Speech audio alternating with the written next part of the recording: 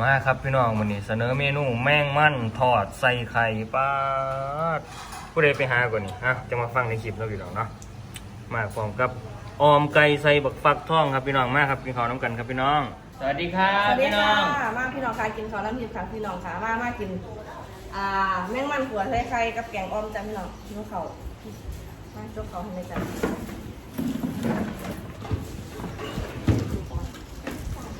เขายังไม่ถึง เขาบอกมาสวัสดิ์แถวบดีก็เลยอย่าง อ๋อให้เงินเดียวกันก็ได้กินข้าวน้ำพริก โอ้บ่ละ โอ้ย อ๋อละวายยังอยู่ แล้วเงียบกันหมดได้หนิเงียบกันหมดเก็บต้น ยังอยู่ไม่ได้กินของที่ตรงนั้นนะ มาได้กินข้าวอะไร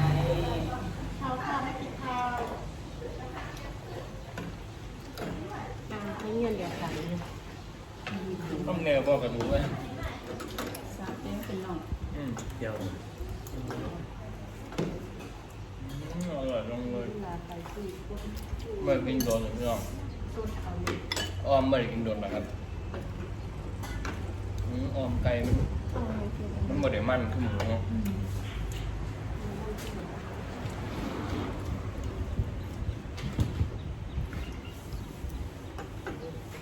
ป้าแหงใครวะ ไปเดินหน้ากินได้ กินได้บ่ฮะนะ กินได้เห็นว่านะ ผมเนี่ยกินได้บ่ นั่นแล้ว แต่โมงนี้ทิพย์ถ้าคุยกับอะไรครับต้องทน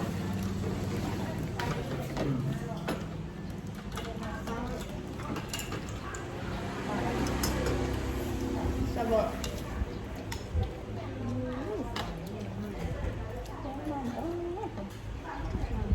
ซ้ำมันบ่ทันได้หอดเวลา1 เดือนพี่น้องนี่กินเต่าได้ไหม5 โมงหน่อยๆเดี๋ยวจังหน่อยมันจะไม่สิวุ่น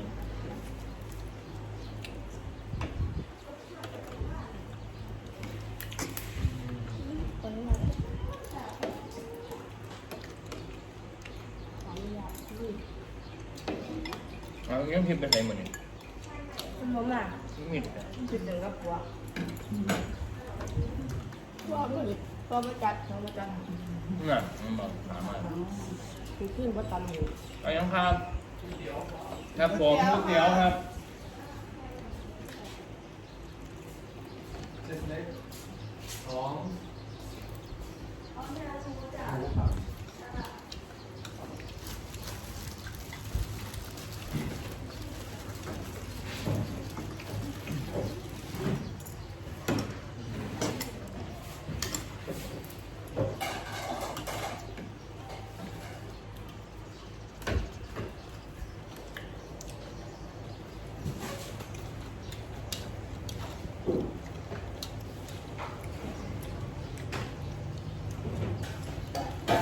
ก็ค่อยหยำออกปลาแห้ง ติดกอดที่นี่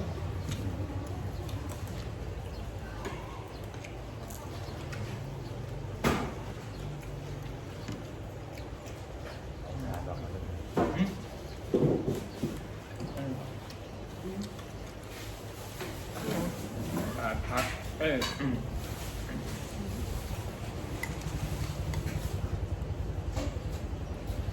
คนผู้ใดก่อนเนี่ย คนหน้า ตั้งขึ้นเนี่ยคนกุ้ง คุณในใต้ต้องบนโต๊ะครับ เอ๊ะ นี่อันนี้หาบ้านเมื่อเป็นบ้านบ้านเยอะ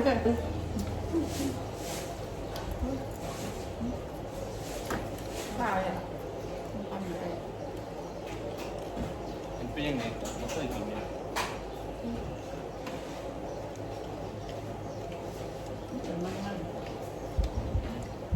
ป้ากันกินก่อน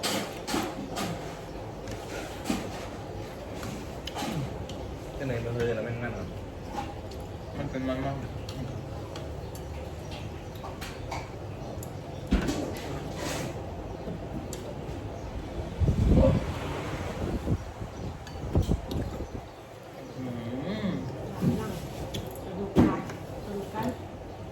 กลางไก่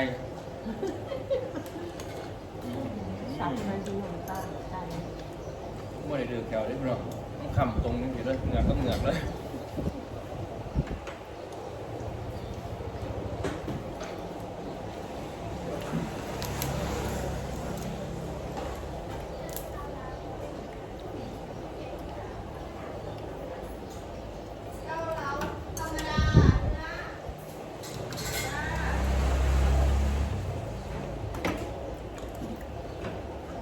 คือบ่บอกเนี่ย เรื่องนี่หนู อยากกินแล้วกัน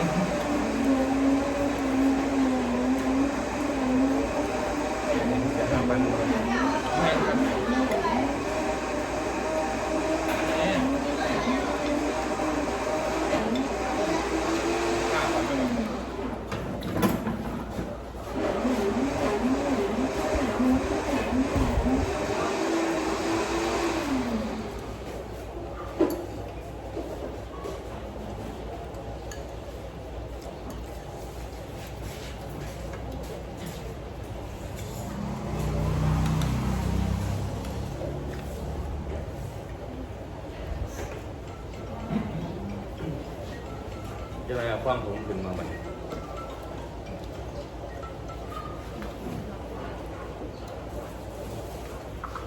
ฮัลโหลค่ะ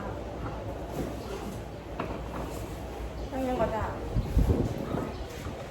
จ้าจ้า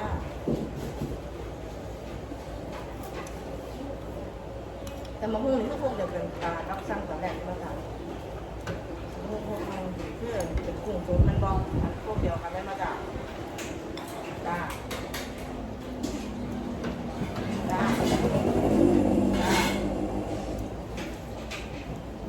ดองแดงทะเลพวกนึงมาจากกับหมูสดนอกแล้วกับปลาเผาชุดนึงมันว่าแต่รวมหมดเลย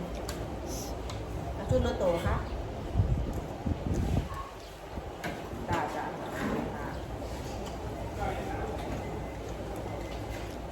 หน้าปลาเผาสูงยังนัดเอาชุดนึงนะของร้านสังวัน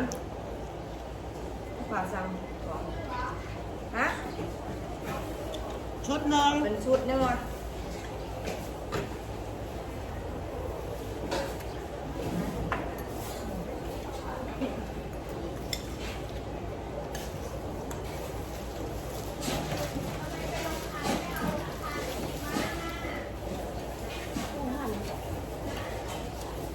วันปัดปลาให้มัน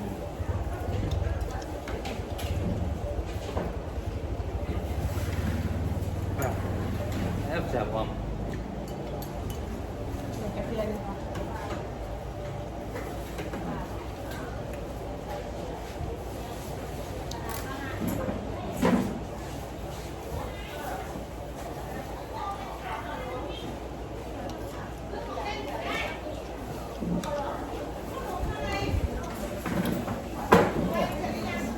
จัดมาเลยเนาะมาพี่น้องเราไปขายของ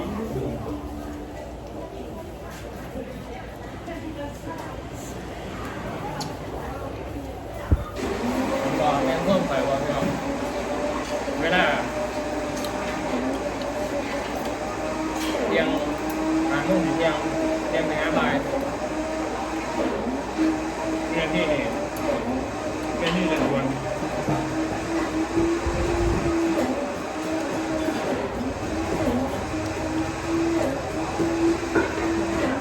ฮะข้าวผมมือก็ได้รูปข้าว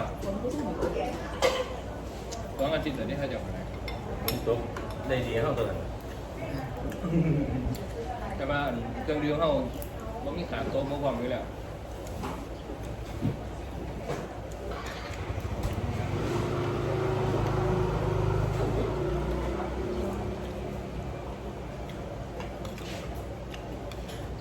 ว่าในกินอึ่งเนาะ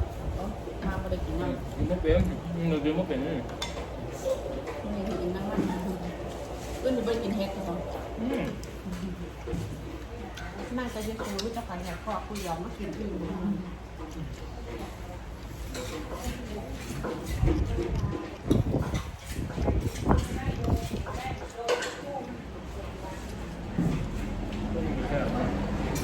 บริกินโดนแล้ว กินรวม อืม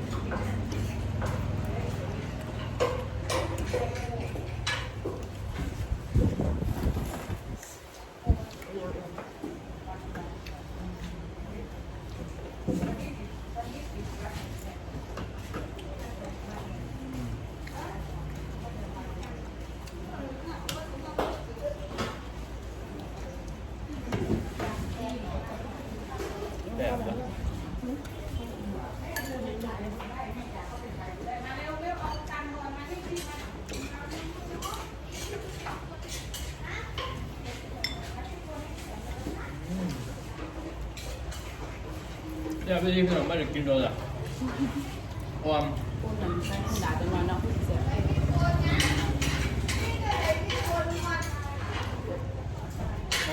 มันมีหลายโกนมันเด็ดก็โกนยังเนี่ย คุณนวลนะ รวยแค่มันบาดหรือว่ายังไงอ๋อ แสบเลยที่นี่ แถบข้างหรือว่า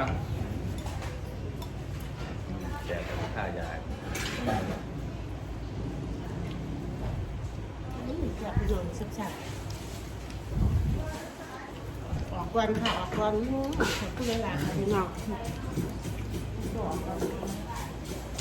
แล้วจะผู้ส่วนคือต้องทำข้าว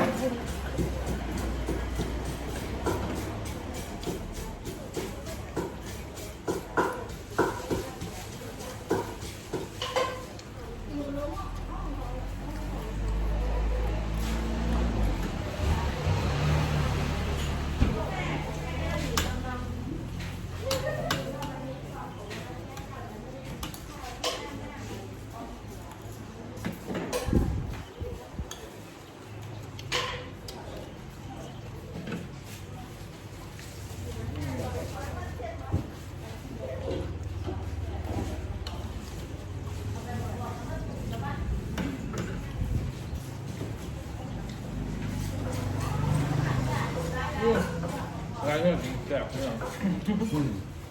ต้องถือว่าที่ไหนต้องฟังบรรยากาศรอบๆไปนั่ง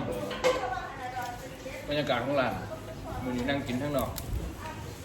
มุ่งหมู่บ้านคนกินกันแล้วแต่ผมบริกินนั่ง ต้มมือ เออ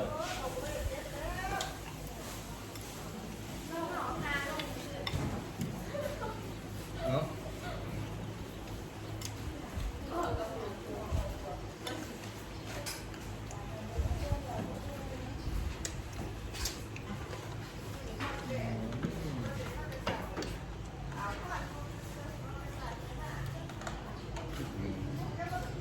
น้ำไก่ต้มปูดอง